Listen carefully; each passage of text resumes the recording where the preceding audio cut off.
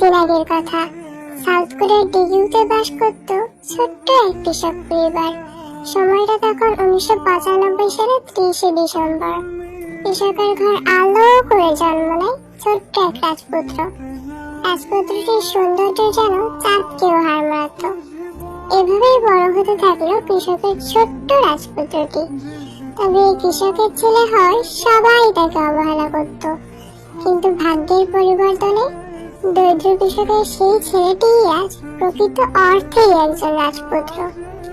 অবহেলাপ্রাপ্ত সেই কৃষকের ছেলেটিই আজ পৃথিবীর কোটি কোটি মানুষের ভালোবাসা। সেই ছেলেটি আর কেউ নয়, পৃথিবীর সবচেয়ে সুদর্শন পুরুষ, অর্থাৎ আমাদের কিম তাইয়ং। আর এবার সে 29 বছরে পা রাখতে চলেছে।